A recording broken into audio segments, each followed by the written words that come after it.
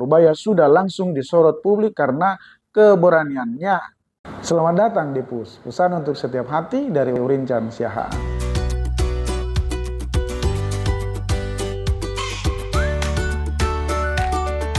Salam PUS, belajar dari sesuatu membuat kita cerdas.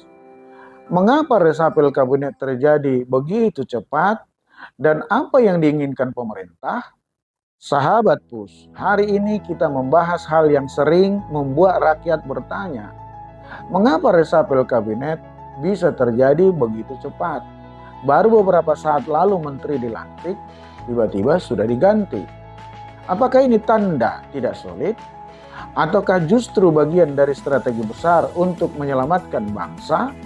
Mari kita kupas bersama dengan bahasa sederhana agar kita semua makin paham. Apa sebenarnya yang terjadi di negeri ini? Apa itu resapel? Resapel kabinet bukan hal baru.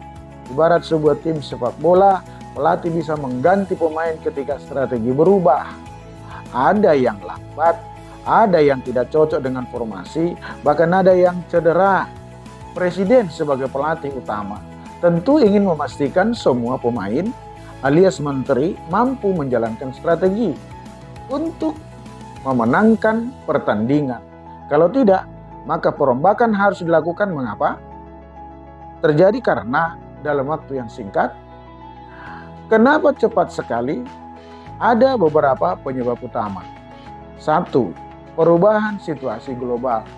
Harga pangan, energi, dan geopolitik berubah sangat cepat. 2. Target kinerja tinggi. Presiden menuntut kecepatan. Kalau lambat, segera dievaluasi. 3. Tekanan politik dan kepercayaan publik. Bila ada isu atau kontroversi, resapel jadi solusi. 4. Persiapan masa depan. Bukan hanya untuk hari ini, tapi juga menyiapkan langkah besar jangka panjang. Jadi, resapel singkat bukanlah kekacauan, melainkan manuver cepat agar kapal besar Indonesia tetap di jalur yang benar. Sorotan pada Menteri Keuangan.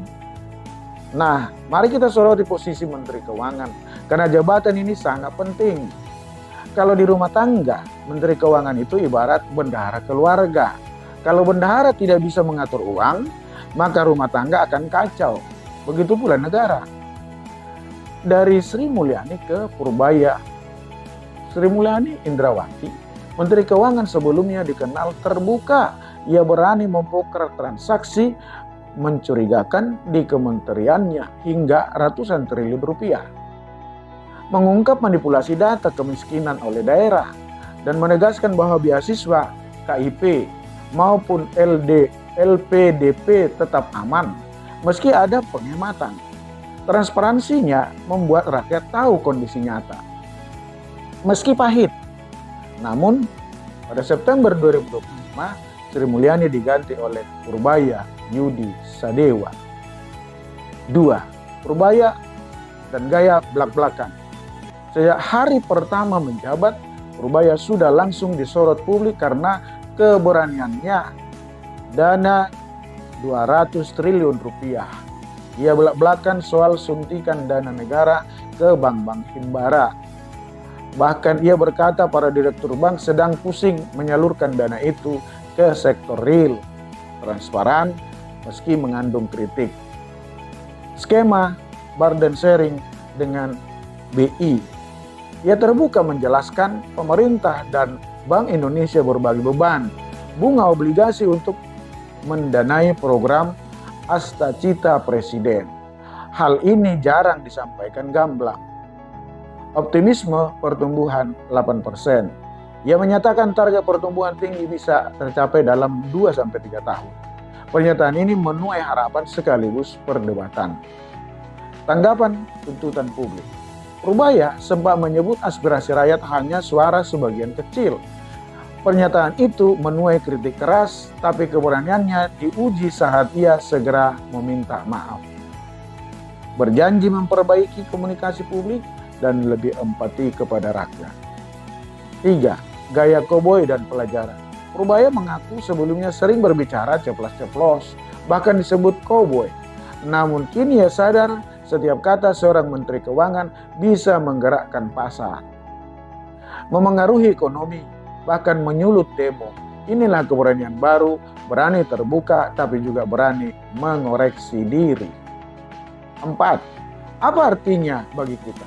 Dengan gaya belak-belakan itu, rakyat justru mendapat gambaran nyata bahwa ada tantangan berat dalam menyalurkan dana ke ekonomi real. Ekonomi memang melambat sejak pertengahan 2025. Pemerintah mencoba memberi solusi cepat meskipun berisiko. Dan Menteri Keuangan baru ini berani mengambil risiko politik dengan berbicara jujur meskipun diserang publik. Apa yang diinginkan pemerintah?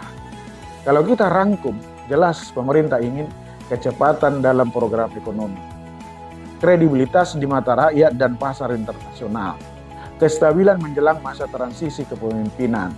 Itulah sebabnya posisi Menteri Keuangan selalu jadi pusat perhatian karena di sanalah jantung fiskal negara dikelola. Sahabat Plus, resapel bukanlah sekadar ganti orang, itu adalah cara memastikan strategi bangsa tetap berjalan. Bila bendahara berganti, itu tandanya ada strategi baru dalam mengelola uang rakyat. Bila menteri lain diganti, artinya ada arah baru dalam bidang tersebut. Mari kita belajar dari sikap belak-belakan Menteri Keuangan kita. Keberanian bicara apa adanya memang berisiko, tapi juga membuka mata rakyat tentang kondisi. Sesungguhnya, dan ketika ada salah ucap, berani meminta maaf adalah bagian dari kedewasaan politik. Pesan untuk setiap hati hari ini, kapal besar Indonesia tetaplah kokoh, tetap melaju, dan tetap menuju tujuan bersama. Sejahteralah bangsaku. Terima kasih sudah menyaksikan Pus hari ini. Jangan lupa untuk like, subscribe, komen, dan share konten ini kepada semua hati lainnya. Dan juga dapat follow saya di Facebook dan Instagram, Rincan Siahaan. Sampai ketemu di episode Pus berikutnya. Pus, pesan untuk setiap hati.